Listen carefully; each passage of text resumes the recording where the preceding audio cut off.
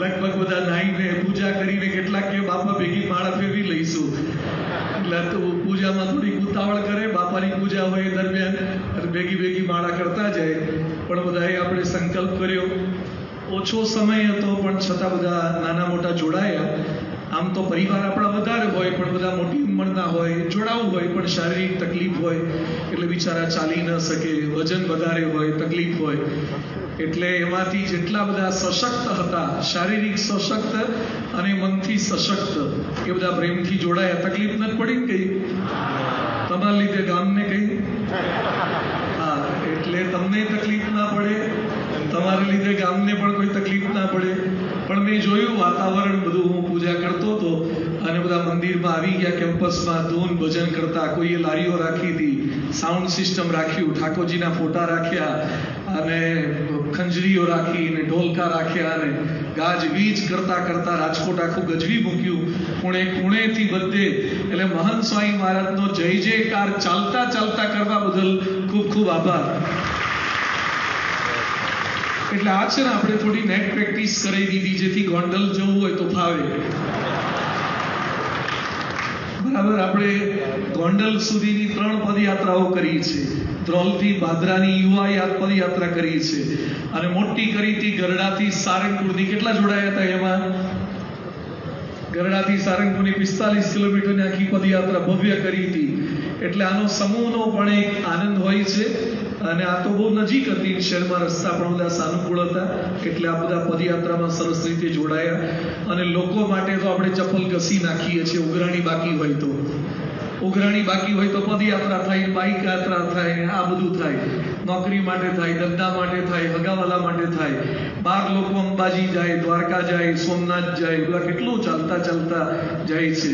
પણ આપણે જ્યારે આવા ગુરુહરિ માટે, જેનામાં ભગવાન પ્રગટ છે ને હાલતા ચાલતા ભગવાન માટે પદયાત્રા કરી જ આપણે.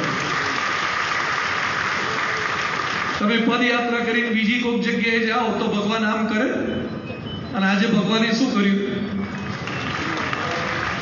બે હાથે કર્યું. તો એટલો રાજીપો, એ બધું બોલી શકતા નથી પણ અંતરથી એનો જેણે પણ જેટલું ચાલ્યા છે, તકલીફોની વચ્ચે ચાલ્યા છે, એ બધા પર ખૂબ રાજીપો તમામ હરિભક્તો પર થયો છે. એટલે હવે કઈ કમર બપરથી કઈ પગ તો દુખતા નથી બહુ આપ, કારણ કે આપણે રાજકોટ તો માપનું જ હતું ને અમુક માપનું જ ચાલ્યા હશે પાછા. પણ સરસ બધા એમાંય દૂરથી જે આવ્યા છે, કોઠારીયા, પ્રમુખરાજ, ગોકુલ પાર્ક, આ બાજુ સિંહરી પાર્ક, આ બાજુ પ્રમુખ તીર્થ, એ બધાને તાળીઓથી વધાવી આપણે. જે દૂરના મંડળ, કાલાવડ વાળા તો શાક લેવા ગયા એવું લાગ્યું હશે. આ પંચવટી પાર્ક વાળા, કાલાવડ વાળા તો 2-3 આંટા મારી લીધા હશે. પણ ભલે થોડું પણ ચાલ્યા તો છે. અને મંદિરની પ્રદક્ષિણા કરી એટલે સરસ લાભ થયો છે, બાપાનો રાજીપો થયો, હરિભક્તો પણ. એમાંય કોઈ પાછા નિર્જળા ઉપવાસ વાળા છે, કોઈએ સજળા ઉપવાસ કર્યો હોય, કોઈ પાછા ચપ્પલ વગર ચાલ્યા છે, અડવાણે પગે ચાલ્યા છે. એટલે આમના માટે તો જેટલું કરીએ એટલું ઓછું છે. એટલે આપણે બધાએ સરસ કર્યું છે. એક છેલ્લો પ્રસંગ ખાલી કહી દઉં કે ગુણાતીતાનંદ સ્વામી પેલા સંતો ચાલતા જતા હતા, કૃપાનંદ સ્વામી, અનેક જણો ગિરનારની દંડવત યાત્રા કરતો હતો, ગિરનારને દંડવત કરતો હતો. બોલો, સારું કહેવાય ને, આખા ગિરનારને ફરતા દંડવત યાત્રા કરવી એટલે ચાલીને ના થાય, લીલી પરિક્રમા. અને આ તો દંડવતથી કરતો હતો. એટલે પેલા કીધું કે ગુણાતીતાનંદ સ્વામી મોટા સંત છે, એક દંડવત એમને ખેંચી લે. તો કે લાઈનમાં આવે તો કરું, મારા રૂટમાં આવે તો કરું. પણ રાજકોટના હરિભક્તોએ પોતાના રૂટમાં મંદિર નથી આવતું, પણ આ જ રૂટ બનાવી દીધો. મહંત સ્વામી મહારાજ જ આપણો રૂટ છે. રૂટ એટલે મૂળ છે. શું છે? મહંત સ્વામી મહારાજ આપણું રૂટ છે અને એ જ આપણું ફ્રૂટ છે. એ જ આપણું રૂટ છે ને એ જ આપણું ફળ છે. એમનો રાજીપો થાય એ જ આપણું ફળ છે. એના માટે આપણે પદયાત્રાને કરી છે. હવે જે સમીપ દર્શન જે બાકી છે આપણા, આજે તારીખ 12 ઓગસ્ટના રોજ શહેરની શ્રેષ્ઠ હાઈસ્કૂલમાં સત્સંગ શિક્ષણ પરીક્ષાનું વિધિવત ઉદ્ઘાટન કરી સ્વામીશ્રી આજની રાત્રે ન્યાય મંદિરમાં આયોજિત જાહેર સભામાં પધાર્યા. રાજ્યના ઉદ્યોગ મંત્રી મેહર, શહેર સ્થાયી સમિતિના ચેરમેન સહિત અનેક અગ્રણીઓની ઉપસ્થિતિમાં ચાલી રહેલી આ સભા દરમિયાન જ સ્વામીશ્રીને મોરબીનો મચ્છુ બંધ તૂટવાની સર્જાયેલી હોનારતના સમાચાર મળ્યા. તે સાંભળી તેઓ તરત જ શ્રીજી મહારાજને પ્રાર્થના કરી કે આ દુઃખનો સામનો કરવાનું બળ અસરગ્રસ્તોને આપે. તે પછી અત્યારે આ માનવ સેવા એ મોટી સેવા છે કહી પુરુષાર્થનું ચક્ર ગતિમાન કરી દેતા સ્વામીશ્રી પ્રલયંકારી પુરીની તારાજીને નાથવા 35 સંતો 1508 સ્વયંસેવકો દ્વારા રાહત અને સામગ્રીનો પ્રવાહ મોરબી તરફ વહેવડાવવા માંડ્યા. સંસ્થાના આ સ્વયંસેવક વૃંદમાં શહેરી યુવાનો પણ ઘણા હતા કે જેઓ કદી પાવડા તગરા હાથમાં ઝાલ્યા નહોતા, પરંતુ તેઓ 3 ફૂટ ખડકાયેલા કાદવમાં ખાબકી સૌના ઘર સાફ કરવા લાગ્યા. માનવ અને પ્રાણીના મૃતદેહો સડી ગયેલા અનાજ તથા કીચડની માથું ફાડી નાખે તેવી દુર્ગંધમાં આ સંતો સ્વયંસેવકો પાવડા અને બાવડા વીંચવા માંડ્યા. તે સમયે કોઈના પગમાં કાજ વાગતા તો કોકના પગમાં ખીલા ભોંકાતા તો ક્યારેક લોખંડના કાટમાળ ચામડું ચીરતા, છતાં દવા ચોપડી પાટા બંધાવ્યા સ્વયંસેવક સેના લશ્કરી શિસ્તથી કામ કરવા લાગી.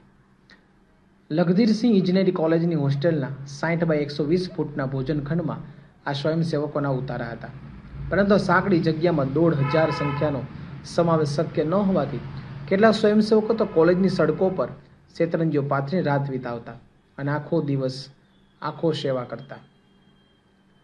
સવારના 8 અને રાત્રિના 8 આમ 2 જ સમયે ભોજન લઈ તેઓએ માનવ સેવાની જ્યોત અખંડ પ્રજ્વલિત રાખી હતી.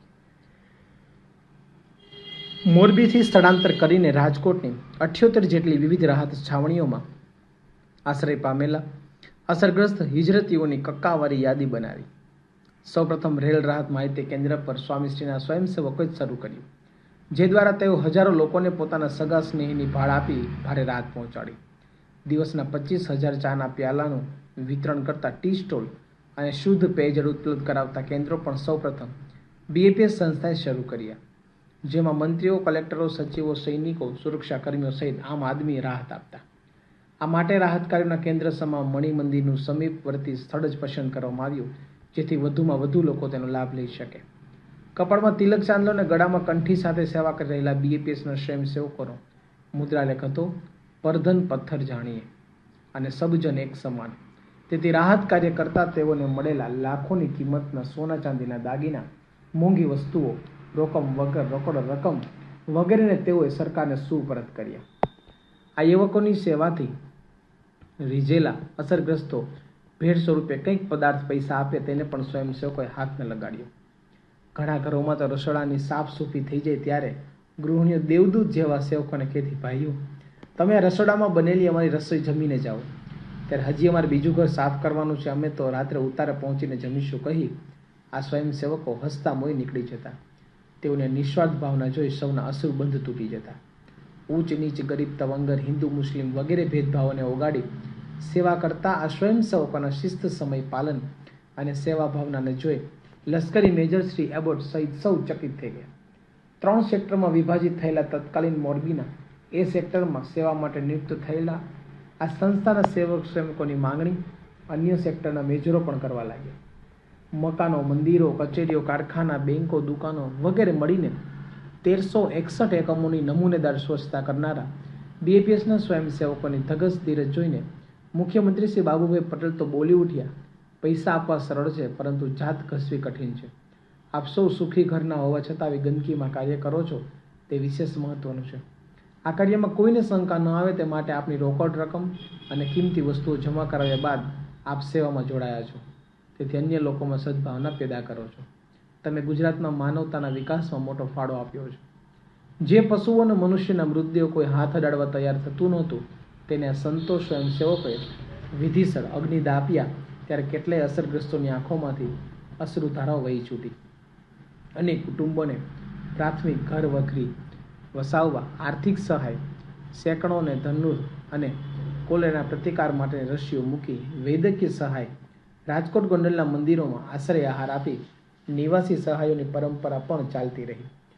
રોજના 2 થી 3 હજાર લોકો માટે ભાખરી, રોટલા, થેપલા, પૂરી વગેરે બનાવવા રાજકોટનું મહિલા મંડળ ઘડિયાળની જેમ કાર્યરત રહ્યું.